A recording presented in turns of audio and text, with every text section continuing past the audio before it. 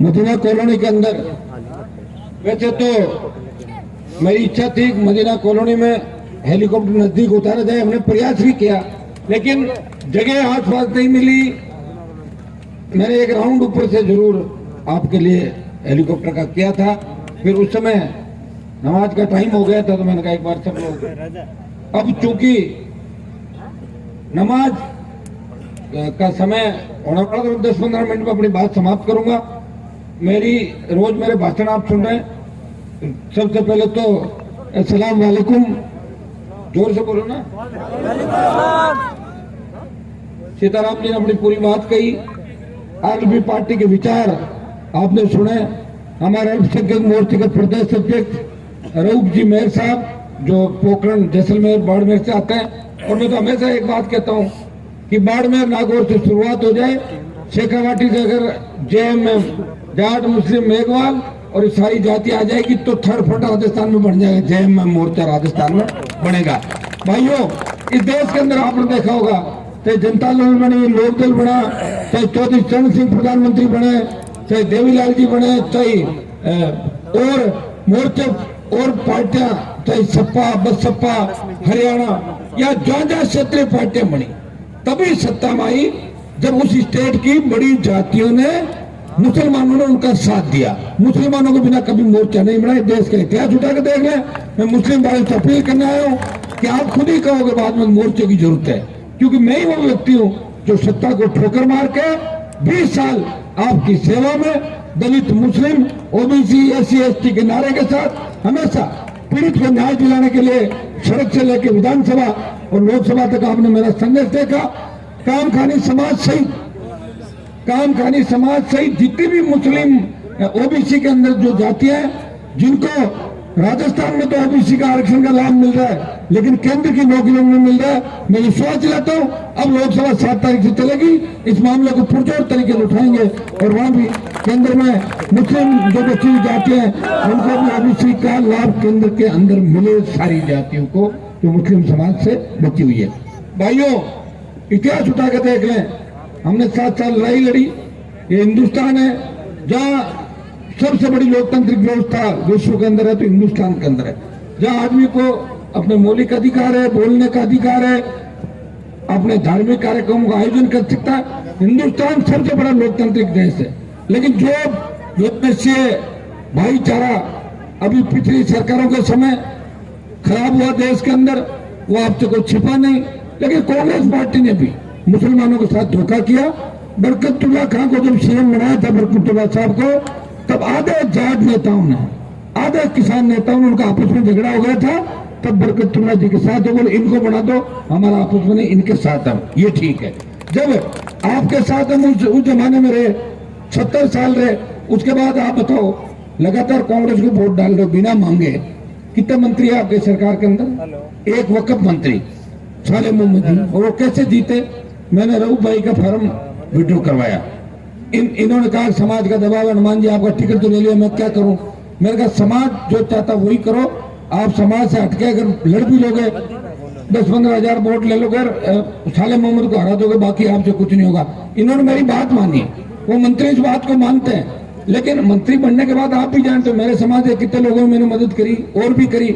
सत्ता में आने के बाद व्यक्ति भूल जाता है, और जब घर जो होती है, जब सड़क पर आता है, वो तो रऊफ साहब आप फार्म भरते तो आप खुद ही बता दो बोतल को कितने वोट मिलता है? 20,000 नहीं, आप वोट देते नहीं थे, हमारे वोट नहीं देते, तो 20,000 में हो जाता काम। बाबा जी 500 वोट से हरे, वहां प्रतापपुरी जी कितने से? 800 वोटों से। तो मंत्री आपकी वजह से बने, आपने भला कर दिया, 2 जनों को और किया था। अब 13 मेघवाल, 3 नाइक, बाबरी समाज और 9 मुसलमानों को टिकट दी। मैंने राजस्थान के अंदर पार्टी बढ़ाते 57 उम्मीदवार उतारे और सब जगह वोट की अपील करने गया था। पहला व्यक्ति हूँ, मैं हर चीज नहीं लाता हूँ। अभी मीडिया वाले कहते हैं कि आप हर चीज नहीं लाते हो, मैंने कहा मुझे लानी पड़ रही है, बाकी तो सब घिसे पीटे जंग लग गई सब लोगों के, मैं ही ला रहा हूँ। नहीं बोले आप हेलीकॉप्टर में, अभी एक बच्चा बैठ गया, बाबा जी बैठ गए, तो आज तो सारे समाजों का आपके थे, देखा आपने। और मुझे खुशी है कि आज हेलीकॉप्टर मुस्लिम मोहल्लों के हिसाब से भी आया, नाइक समाज, मेघवाल समाज, जाट समाज, सिद्ध समाज, स्वामी समाज, तमाम समाजों के इलाकों के अंदर। और भाइयों, शायद देश के इतिहास में एक विधानसभा क्षेत्र में अगर 8 कार्यक्रम हेलीकॉप्टर से हुए, वो 8 सरदार से विधानसभा क्षेत्र के अंदर हुए, और सब जगह 5,000, 7,000, 10,000, 4,000, 3,000, इससे कम कई गैदरिंग नहीं थी, और तमाम सर्व समाज था। गांव से तो भारी बढ़त बना के राष्ट्रीय लोकतांत्रिक पार्टी आएगी। कहीं शहर में मुझे पंचर मत कर देना, मैं पहले बता दूं आपको कि शहर के अंदर हमारी इतनी संख्या नहीं है। 5-7 हजार वोटों को तक तो हम कर लेंगे, उसके बाद का वोट तो आपको ही करना पड़ेगा। आप अगर थोड़ा ठीक कर दोगे तो कांग्रेस को ईंट हो देंगे, बुरी तरीके से हरा देंगे कांग्रेस पार्टी को। भारतीय जनता पार्टी की हवा निकल गई, आप छोड़ो उसको। लेकिन भाई देखो, वोटों का कोई पता नहीं लगता। ऐसा कोई करिश्मा हो जाए, कोई कह रहा है बीजेपी वाला तो कांग्रेस वाला आरोप लगाता है हमेशा कि जो वोटिंग मशीन उसमें गड़बड़ कर देते हैं, ये कहते हैं कांग्रेस वाला। ये खुद आते जब कहते हैं, बाकी पता नहीं हो भी सकता है, करने को तो कुछ भी हो सकता है। मोदी जी है, कुछ भी कर दे। लोकसभा में कह रहे थे कि कोरोना नहीं आएगा, तो हमने भी सोचा बात भाई बहुत ज्यादा वो कह रहे तो बात होगी किसी के ऊपर इनकी, मोदी जी। और जब कोरोना आया 50 लाख लोग देश में मरे, मुंह छुपा के बैठे रहे। क्या हुआ साहब? नहीं वो गए, निकल गए। 50 लाख लोग मरे, कई एमपी चले गए, कई मंत्री चले गए, और हमारे जैसे मरते मरते बचे उस कोरोना के अंदर। और देश दुनिया उजड़ गई, हर मोहल्ले, हर गली, हर गांव के अंदर, हर मोहल्ले के अंदर आपने देखा होगा। भाइयों, देश के हालात अच्छे नहीं है। पेट्रोल डीजल 100 रुपए के आसपास, महंगाई बढ़ रही है, पीने का पानी नहीं, सड़क नहीं, स्कूल नहीं, बिजली नहीं। सड़क पर जाओगे, अच्छी सड़क पर जाओगे, टोल देना पड़ेगा। तो फिर काहे की सरकार है? नौकरी नहीं, सारा प्राइवेट सेक्टर के अंदर डाल रहे हो, फिर किस चीज का आरक्षण बताओ? कौन पैरवी करेगा आपकी? कौन आएगा? अब कोई अवतार नहीं रहेगा। आपको ही इन दोनों पार्टियों को पूछना है राजस्थान के अंदर कि राजस्थान की बर्बादी का कारण कौन है। हमारी बहन बेटे रात को बाहर नहीं निकल सकती, छोटे बच्चे अगर आधा घंटा स्कूल से लेट हो जाए, तो बच्चा नहीं है, पता करो टैक्सी वाले का, वैन वाले का, अरे कहाँ गया बच्चा? ये जो भय और खौफ के छाये में राजस्थान जी रहा है, उसके पीछे कौन है? पीछे कांग्रेस और भारतीय जनता पार्टी है, जो 50 साल से कांग्रेस के अंदर राज करे। हम तो नहीं आए यहाँ पे। मुझे तो धन्यवाद दो कि पार्टी बना के कम से कम ये तो संदेश दे दिया कि राजस्थान में भी कोई पार्टी बनाने वाला नहीं। तो लोग कहते थे ये राजस्थान तो गुलाम प्रांत है, तो इनसे काय की पार्टी बनती है। मैसेज दिया कि राजस्थान के भी अंदर भी लड़ाके हैं, किसान पुत्र है, भूमि पुत्र है। और भाइयों, जब देश के अंदर, मैं तो मोदी जी के एनडीए में था, सहयोगी था, जब देश के किसानों को आवश्यकता पड़ी, पहला किसान का बेटा हूँ, चाहता तो कैबिनेट मंत्री बनता, अभी चार्टर उनके साथ घूमता, जिस तरह नेता घूमते। नेताओं क्या होता है? मंत्री पद होता है सबसे ज्यादा, सीएम तो बनते नहीं, पीएम में नंबर आता नहीं। वो मैं 20 साल से मंत्री पद रोज खो रहा हूँ, 3, 8, 13, 18, 19, 19 2 बार। जब देश का किसान तकलीफ में था, मुझे देश के किसान नेताओं ने कहा, हनुमान जी एमपी तो आपको चूरवाड़ा भी किसान का बेटा है, चिकरवाड़ा महाराज भी किसान के बेटे हैं, कहने को किसान। लेकिन मोदी के आदेश के सामने किसी की कोई हैसियत नहीं। हनुमान बेनीवाल ने किसानों की खातिर मोदी की सत्ता छोड़ी और 70 दिन सड़क पर बैठ के ये संदेश दिया कि जहां भी जवान किसान को आवश्यकता पड़ेगी, मैं अलग हटके करूंगा। आजकल रोज मेरे बयान पढ़ रहे हो, बिना गठबंधन के लड़ूंगा राजस्थान के अंदर, चाहे नतीजा कुछ भी हो। हनुमान बेनीवाल 23 की लड़ाई लड़ेगा। भाइयों, ये बात भी सही है कि अगर मैं 4-5 उपचुनाव नहीं लड़ाता तो सारी जगह कांग्रेस साफ हो जाती है, सारे चुनाव। लेकिन ये मेरा मकसद नहीं है कि मेरी वजह से कौन हारे जीते। मैं चाहता हूं कि राष्ट्रीय लोकतांत्रिक पार्टी सत्ता के अंदर आए, और बिना मुसलमान और बिना मेघवाड़ों के हम सोच पार नहीं कर सकते। इसलिए आपको अपील करना है मदीना कॉलोनी का, उठो, अपनी ताकत को पहचानो। कहाँ इस इलाके के अंदर विकास बताओ मुझे? मर्द पशु इस इलाके के अंदर डाल देते। कहाँ गया आपका एमएलए? कहाँ गया मंत्री? कहाँ चले गए थे? ऐसी व्यवस्था करनी चाहिए सरदार शहर के अंदर कि सरदार शहर के अंदर कोई व्यक्ति तकलीफ के अंदर नहीं हो। व्यवस्था करे सरकार खुद की, सीएम खुद के। और भाई जब गिराने गए थे अलग बात है, जब वापिस आके पैरों में पड़ा 100 गहलोत के, तब ये काम तो करा थे 2-3 कोई लगवा लेते। इसका था कि ये सही काम हो जाता। पट्टे नहीं मिल रहे, पीने के पानी की कमी। क्या बताए? पीने के खड़े हो ना, पीने के पानी आप एक कन्वर्जन की 4-5 बात आपने बताई है। एक मिनट, ये सारी चीजें आप मुझे लिखित में एक बार दे दोगे। मेरी एक आदत है, जहां मैं वादा करके जाता हूँ ना, उसको हमेशा याद रखता हूँ और उसको पूरा करने का पूरा प्रयास करता हूँ। भूलता नहीं हूँ दूसरे नेता हूँ। ये नहीं कि काम निकला चला गया। मैं विश्वास दिलाता हूँ राजस्थान के मुसलमानों को, देश के मुसलमानों को, नौजवानों को, कि आपको जहां भी मेरी आवश्यकता पड़ेगी वोट मिले या नहीं मिले, लेकिन हनुमान बेनीवाल हमेशा आपके पक्ष में रहा। लोकसभा के अंदर मामला उठाया कि जब तक राजस्थान के अंदर जाट, मुसलमान, मेघवाल, गुर्जर, मीणा, यादव हाईकोर्ट के जज नहीं होंगे, राजस्थान में न्याय की कोई उम्मीद नहीं। जब हमारे जज नहीं होंगे तो न्याय कौन देगा? हम सारी जातियां भाइयों, ये चीज लोकसभा में करने के लिए बड़ा कड़ी जाती है। मैं आपको विश्वास दिलाता हूँ कि जहां भी आपको मेरी आवश्यकता पड़ेगी, आगे खड़ा मिलूंगा, पेड़ दिखा के नहीं भागूंगा, ये मैं विश्वास आपको दिलाता हूँ। लेकिन बिना आपके हम सत्ता में नहीं आ सकते। थर्ड फ्रंट जरूर बनेगा जब मुस्लिम, मेघवाल, जैन में मोर्चा, किसान मोर्चा साथ आएगा। जब आप साथ आ जाओगे तो दूसरे समाज साथ आ जाएंगे। कहीं किसी समाज को टिकट दी, अपने सारे वोट डाल देंगे, उस समाज का एमएलए बन गया, एमपी बन गया। ये कौन बनाता है? ये कोई आजकल राजा कोई रानी के पेट से तो पैदा होता नहीं, अब तो राजा जनता बनाती है। देखिए यहाँ फुकराज जी खड़े बैठे हमारे एमएलए साहब, ये एमएलए बने, इन्होंने कभी सोचा भी नहीं होगा।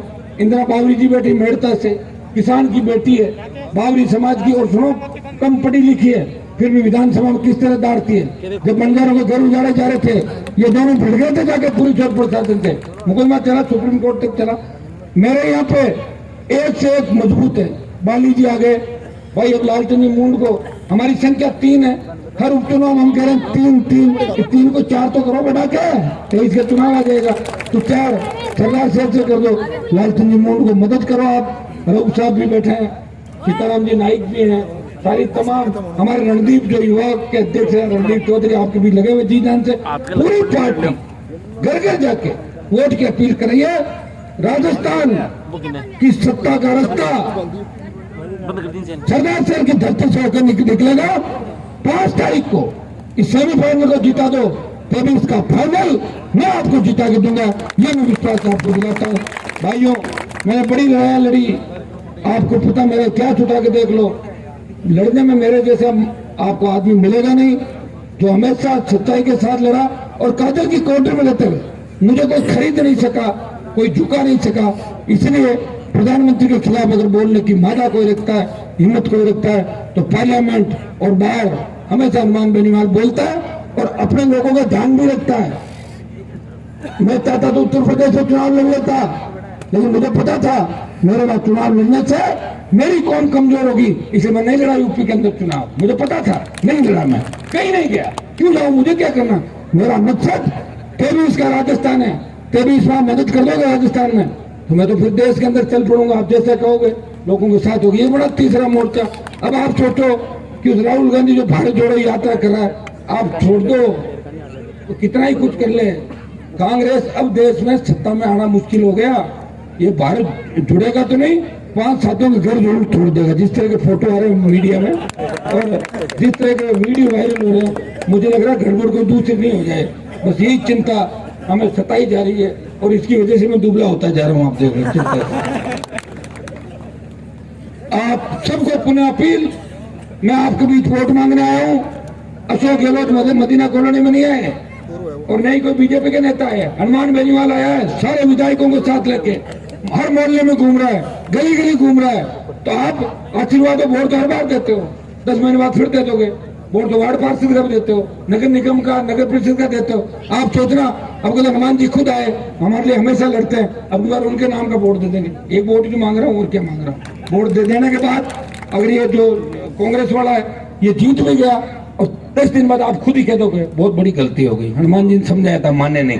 तो भाइयों, वक्त पे जो काम होता है, और हनुमान बेनीवाल वक्त पे ही आपके बीच आया है, आपको आगे ले जाने के लिए आया है। आपकी सत्ता में भागीदारी सुनिश्चित हो, मुस्लिम पढ़े लिखे आगे बढ़े, मुस्लिम मोहल्लों का विकास हो। एक पूंछ पकड़ के बैठे रहने से कोई भला नहीं होगा। मैं आपको विश्वास दिलाता हूँ कि आरएलपी आपके हितों में कुठाराघात नहीं होने देगी। बड़ी से बड़ी ताकतों को टकराने की जरूरत होगी। हम आगे खड़े मिलेंगे, आपके बच्चों का भविष्य ठीक हो, आप आगे बढ़ो और हम सब मिलकर नए राजस्थान का निर्माण करें। कर्ज मुक्त राजस्थान, नौजवान को रोजगार, फ्री बिजली, टोल मुक्त राजस्थान और हमारे सपनों का राजस्थान। हमारी बहन बेटियां रात को 12 बजे में निकले, मजा ले, कोई सामने देख ले, ऐसी व्यवस्था हम राजस्थान के अंदर चाहते हैं। भाइयों उठो, अपनी ताकत को पहचानो और एक बार जब यहाँ से चले जाओ, मैं चले जाऊं, तब इस बात को याद जरूर करना, एक किसान का बेटा अब की बात सरदार शहर में सहानुभूति ले चलाओ, लेकिन सहानुभूति भंवरलाल जी के बेटे पे मत चलो, मेरे पे चलाओ। 25 साल सत्ता छोड़ के अगर सड़कों पे कोई लड़ रहा है वो हनुमान बेनीवाल है, जो मंत्री नहीं संतरी बन के सेवा कर रहा है। भंवरलाल जी तो खुद मंत्री थे, कौन सा गाँव में नहर ले बताओ, नहर मंत्री थे ना, कितनी सिंचाई की व्यवस्था करा दी, कितना पानी बिजली करे, मेरे साथ ही थे विधानसभा में।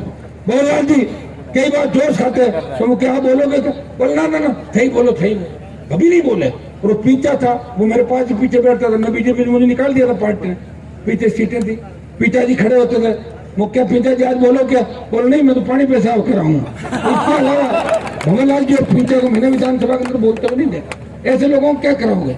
अब लालचंद जी है, एक के साथ 4 फ्री मिल रहे हैं आपको। लालचंद मूंड 3 MLA और 1 MP, कितने फ्री है, 1 और 4 फ्री। हम पांचों मिलकर इस सरदार शहर का विकास करेंगे, वार्डों का विकास करेंगे, मुस्लिम समाज मुस्लिम लोगों का विकास करेंगे, एजुकेशन, मदरसा पैरा टीचर, हमारे जो उर्दू के शिक्षक, जितनी भी डिमांड है आपकी, मैं विश्वास दिलाता हूँ सारे मुद्दे आपके मैं हमेशा उठाता हूँ, आगे भी उठाता रहूंगा। नौजवानों को विश्वास दिलाता हूँ आपके सपनों का राजस्थान होगा, आपके सपनों का हिंदुस्तान होगा। इस बार बोतल का चुनाव चुने, और ये बोतल वसुंधरा की दारू वाली बोतल नहीं है, ये पीने के पानी की बोतल है। भाइयों मदद करना, मदद मांगने आपका भाई आपके बीच आया। बहुत बहुत आपको धन्यवाद।